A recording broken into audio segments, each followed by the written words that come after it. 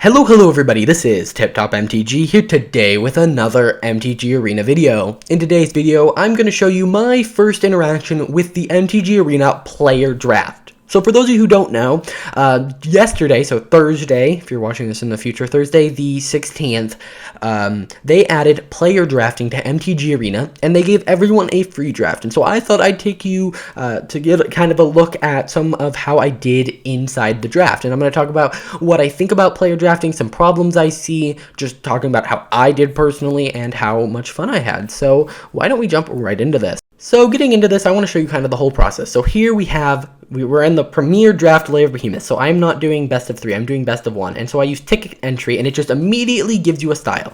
And then it immediately places you at a table with very little warning of, oh, I want to do this now. So make sure when you're paying, you want to draft now.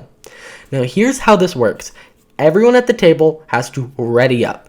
And you'll actually see I had an interesting experience here.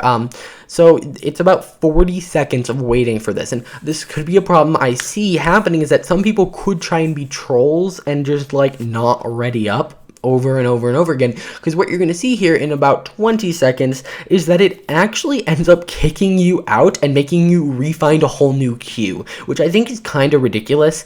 I think that they should kick that player and just fill another person into the slot. Now, at this point, it said the queues were less than a minute, which is also something I meant to point out. On the previous screen, it shows you, oh, queue less than a minute, so you can kind of see how long it is. So I'm going to keep an eye on that to see how it fluctuates.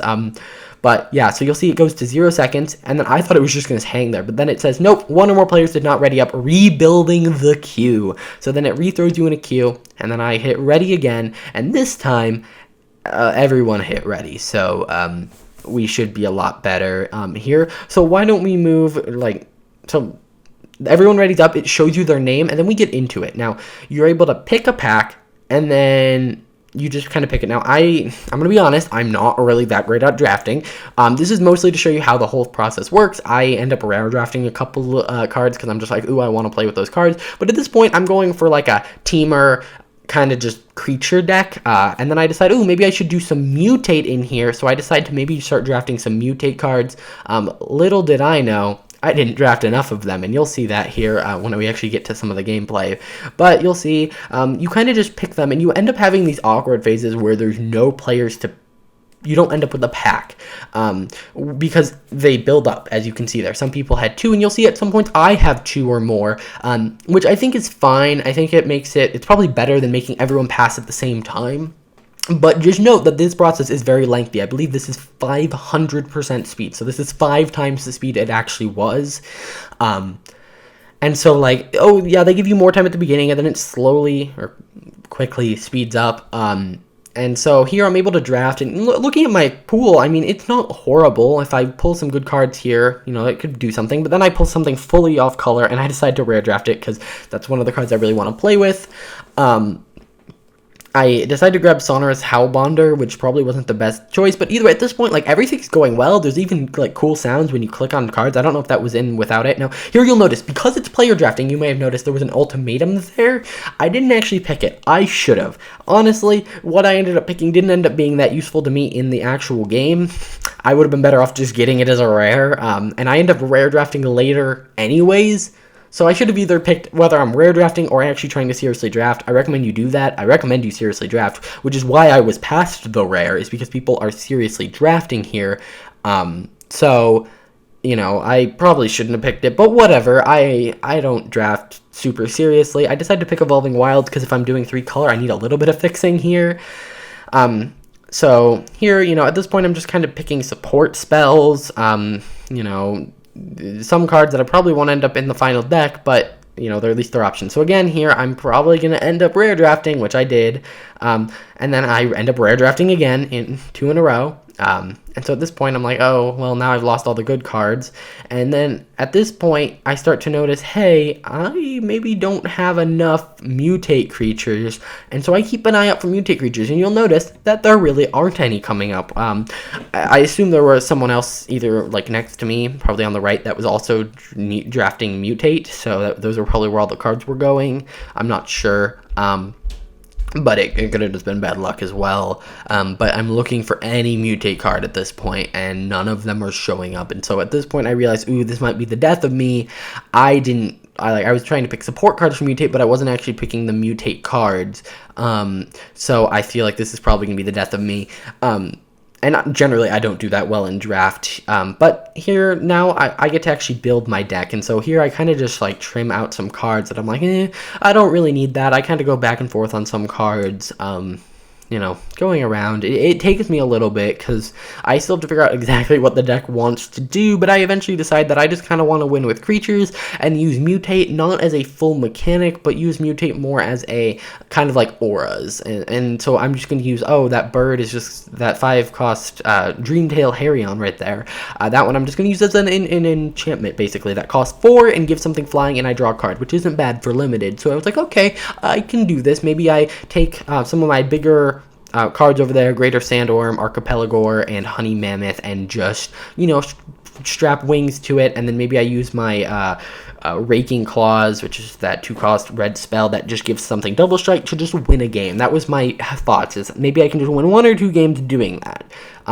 And so then I end up with that deck. I end up cutting that crystal, which I ended up drafting early on. But I go into the first game. I'm not feeling very optimistic. I think that's probably fair. Not that great at the game. I haven't done a rank draft this month, actually. And this hand is pretty bad. I don't have all the colors, but even here, I decided to keep it because I can play Thieving Otter turn 3, which is a kind of late play. And I start to feel the pressure from my opponent. He plays a 1-3, which doesn't seem like a lot, but it's going to keep hitting me, at least for a couple turns. Although I do have Fire Prophecy in my hand if I need to kill it. But then he plays Ikoria, the Orphan Guard, and I decide it's a bigger threat because it's boosting the Glimmer Bell, and I end up throwing my boost spell on the bottom because at this point I just need to get creatures out. And at this point I have this whole double strike thing and ram through and go for blood. So at this point I'm like, it looked like I could maybe do something here if I were to pull something cool. And at this point, but unfortunately, he keeps playing things with high toughness, so I end up cycling Go for Blood because I figure Thieving Otter is not going to be able to do much for me here, so I need to replace it with something better. And so at this point, ram through. Again, he keeps playing really high toughness creatures, which is upsetting because I normally do damage through fighting. Now, I pull Archipelagore, which I'm like, this is how I do it. I make my Thieving Otter a 7/7. And then I get to tap down some of his creatures, and then when I'm dealing combat damage, I'm drawing cards, and I'm starting to get that draw engine going, and maybe I'll be able to recover. And so what happens here is that I take damage. I go down to 10, so at this point it's looking really grim. But what I'm able to do is I am able to play Archipelagore on Thieving Otter. And I'm like stressing out. I throw it on top, and then I tap down his Moss Coat, whatever that says, Goriak, so that he can't block and I can just deal 7 damage. Now, if you're looking at my hand, you'll notice here that I have a Raking Claws. So if he doesn't block, now here I'm worried because I'm counting him like, okay, 3 damage, 6 damage. If he can deal 4 extra damage anyway, and he starts mutating, I'm like, okay, that's 1 extra damage here. Oh, he swings. Okay, let's hope he doesn't have like a 3-cost damage spell or a 3 damage spell. But at this point, I'm really hoping that he taps out with Parcel Beast, so that I can just, he thinks he's safe, but then I double strike the 7/7 to get 14 damage in. And so what I do is I decide to play Tentative Connection to steal the beast, and then I give double strike to the Archipelagore, and I win. Which came out of nowhere. I was at 3 life. 1 turn later, I would have been dead, but I survive. So then I'm like, okay, I got 1 win. Maybe this deck can like consistently do that. So I move on to the next game. And I'm playing against a Silver League person. I'm like, oh, well, there goes MTG Arena. It's like, oh, you won a game. Now you get to play a harder opponent. But, I still haven't lost hope yet. My hand is, again, kind of slow. And he plays a 1-drop this time, which is much worse. Or they play 1-drop.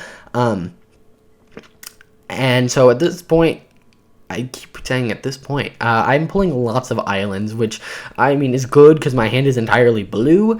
And my goal here is that I can give flying to Thieving Otter, and then I'll be able to repeatedly swing with it to repeatedly draw cards, to then draw answers. So that's my goal here. So, use the Dreamtail Heron. And he doesn't destroy my Thieving Otter, so I'm like, yes. I can make you fly, Thieving Otter, and boost you up to a 3/4. Then I swing to draw a card. I end up with Go for Blood, which I can use to make the Dreamtail Heron fight the spellcaster Wolverine, so that way I can kill it before it becomes too big of a threat. And then I draw Archipelagor, and I'm like, ooh, yes, I like this. I really want to do this. So I play Thieving Otter as a chump blocker for the 4/2, and it's actually not a chump blocker, that's a trade for the 4/2. And so I decided to do that, and next he then gives it -1 toughness, so they don't actually end up -1/-1, so it ends up not actually killing it. But then I get Archipelagor on top, and I get to tap down 2 of his creatures, so next turn he only gets to swing with a 1/1, and then I get to swing again for 7 in the air. So yeah, also that UI looks a little bugged, but whatever. He cycles, he's looking for a solution to Archipelagor, whether it's a flying chump blocker or something, because if he can untap, he's good, and so he concedes after he doesn't get a solution. So it's very interesting. Now that's actually all the games I'm going to show you here, because it's already been 10 minutes, and you know, that's a really long video already. Just note, I lost the next 3 games. I couldn't pull anything. The first game, I just literally couldn't keep a creature on the board, and then the next games, I just was outclassed. So that's going to do it for this video. Overall, I think that human drafting was a lot more fun than bot drafting. I actually was super excited. I had to step away for a second in between games. And I was super excited to come back, which normally doesn't happen with me for draft. It was also really fun to draft, and overall, I just really enjoyed it. I think it's probably one of the best features MTG Arena has ever added. And yeah, that's my opinion on it. Let me know what you think of player drafting down below. Remember, if you haven't logged in yet, use code PLAYIKORIA, and you can also collect the ranked or the free draft by just logging in. Also, be careful. Brawlers Guild Hall costs money right now to enter, cost coins, so don't do that. They're fixing it. Alrighty, guys, that's gonna do it for this video. If you enjoyed, please hit that like button, subscribe, and I'll see you guys in the next video.